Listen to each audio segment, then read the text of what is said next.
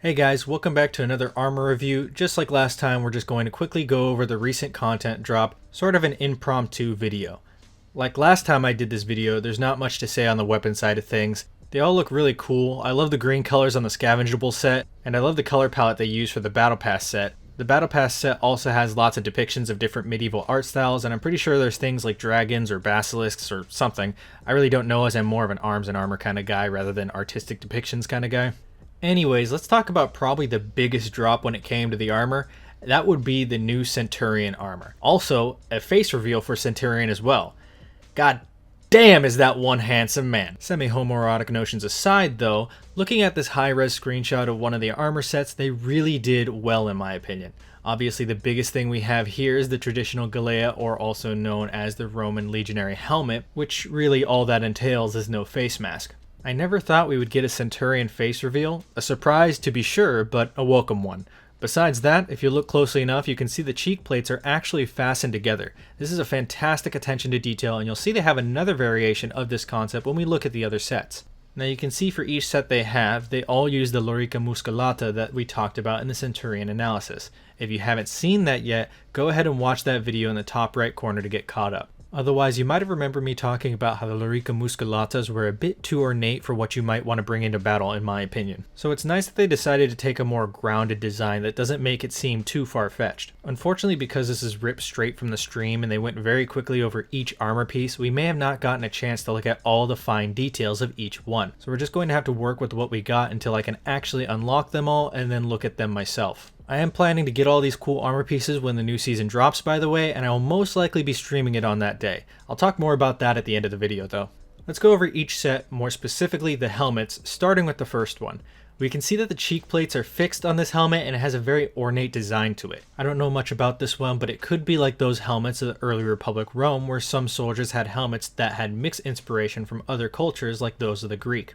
For the next one, we have another unique helmet design, this time with a type of nasal helm design to it. Because this is also new, I don't have my ample time to do my research like normal, but I have a feeling that this helmet has some sort of early Republic ties to it as well. I can't quite put my finger on it though, so don't quote me on this. Regardless, this is also a really good looking helmet, and I think it's just fantastic if you want to get that average soldier look to it. Next up, we have the classic style Roman helmet with a different cheek plate fixture. This time they overlap each other instead of linking by some sort of lace. From what I understand, either of these fixtures will do. You have to remember that there was no true standardization for the Roman Empire's military. Just due to how vast it was, there was only a general idea what the armor should be like to suit the military's formation needs, but at the end of the day, it also comes to what is available and how that specific smith that they buy the equipment from makes it. In the Centurion analysis, we even talk about how the lack of standardization makes it to where there could be Roman legionaries who are using chainmail while the others are using scale or segmentata. So there were basically guidelines, but there wasn't a formal standardization like today's modern militaries. You could even argue how strict standardization is today, but that's not the point. The point is that this is a good helmet, it looks good, and I'm hyped. Also, I like the white inlay they do on some of the pieces of this armor. Last but definitely not least, the other form of Galea. This time, like I said previously, fastened in the center by some sort of lace. Also, with that impeccable facial hair, pair this with some solid sideways plume, and this is going to be probably the best true Centurion helm in the game. I'm personally not a big fan of all the oxidation on the armor, but with the mustache like that, I can't really complain. I'm stuck between this one or the one before it on which one is my favorite, but that's a good problem to have, I suppose. If I had to pick out a negative, I'd say that none of the bracers on these sets are relatively historical, and especially for this one as it looks like some sort of Batman bracers. I feel like they took these from Tiandi's collection of hook spiky armor, but for me that's not really an issue as the lorica segmentata armor that they have in game is already pretty good, so I'm probably just going to use that armor with one of these helmets. I'm actually really hyped to get my scent all Gucci'd out, so let me know what you scent mains out there are feeling about this. I feel like no one could have expected scent face reveal. I love it, but I'm sure some people hate it. If that's you, let me know why. Before we leave Scent and start talking about the other heroes, let it be known that Scent finally has an armor set without pants. We can only kinda see it when they move on to the other heroes, but it's a thing now. If you watch the Centurion analysis, you'll know why I mentioned that, but I think that this is great nonetheless. Alright, now time to move on to the slightly disappointing stuff. more rehashed armor. Now, in light of recent events, I'm not going to hold this over them, but if you saw my last armor review, you'd know that I was pretty disappointed that we only got some rehashed armor for the base game heroes and nothing for the year 1 heroes. That appears to be the case again, so really I'm only going to gloss over each one because there's nothing really to talk about. If you have a specific question, then you can try leaving it down below, or you can come ask me when I stream on the 11th. To start, we have Conk. It's just the default Conk helm with a wannabe Punisher skull on top. If that's your thing, that's your thing. I'm not going to try to bag on that too much. Next for LB, we have a rehash of one of his Burgeonettes. I believe someone told me that these helmets were actually a mix of Burgeonettes mixed with Conquistador Morions. I believe it was that. I can't remember exactly what it was, but regardless, we have had a helmet like this before, although this does look nice in my opinion. So nothing really to complain about, except for the fact that this helmet has no ventilation. Next for PK, we have another Venetian mask. The last one was really well done, so it's cool that they added another. Now, all the 2 PK mains out there can run a duo team, one with the dark mask and the other one with the light mask. If anyone actually does this, send a picture of the VIP screen, that would be hilarious. Next for Warden, the helmet we have is I just want to rip into it so hard. This is literally the shape of a Punisher skull, and I know they did it due to all those Warden mains that do the edgy aesthetic with the skull emblem. I understand that they have to appeal to the majority player base, but I can see all the people running this helmet with black iron now. As much as I could bag on that low-hanging fruit, I would much rather talk about the quilted gambeson pattern that they added to this new Warden's armor. I actually really like this texture, and I like how white they made it look. That's how it should look for a relatively clean cotton quilting. I don't particularly like the weird conjoined mail in the center of the body or the unnecessary spikes on the pauldrons, but hey, you win some, you lose some with Ubisoft. Moving on to the samurai and starting with Kensei, again nothing really new, but that's not really a problem because they've always done really well with the samurai. If I had to generalize the armor quality from best to worst by each faction, I would say the Wulin gets the best, then the samurai, then the knights, and then the Vikings at the bottom. We see more of the traditional Japanese artwork like how they did in the previous armor sets. All in all, it's good. Nothing quite breathtaking, but a nice addition nonetheless. Next for Orochi, the mask is quite interesting. I don't play enough Orochi to tell you how unique enough it is, but it looks good. The rest of the armor is really brown. I don't think it's bad, but it's just brown. He kind of just looks like a tree stump with a helmet. Next for Nobushi, we have more theatrical masks. That's always fun to have. She also has white hair. I know some helmets have old Nobushi compared to young one, but this might be the oldest yet, so that's always cool to have more options like that. Also, I personally love these kinds of helmets. I believe it's a form of Jingasa that might have been worn by the Ashigaru. I can't wait to be told that that's completely wrong because I didn't take the time to look it up right now. Nonetheless, it looks good in my opinion. Next for Shigoki, there's another rehash of his previous armor sets, except this time instead of doing another form of mythical creature mask, it looks like they went back to doing more Oni masks for him. I don't exactly know if this is an Oni mask as my Japanese mythos knowledge is quite lacking. But that about completes it for the samurai. All good stuff, but not compared to something that could have been created from scratch. Now onto the Vikings, let's all cry together as they get butchered again. To start, it's actually not that bad. We have Warlord, and they said that the community was asking for a Warlord to have a full face mask. I don't know what, where, or who they heard that from, but sure. Regardless, cutting them a lot of slack with all things considered, and because I feel like the Vikings could just use a win right now, this helmet kind of reminds me of some sort of Anglo-Saxon masked helmets.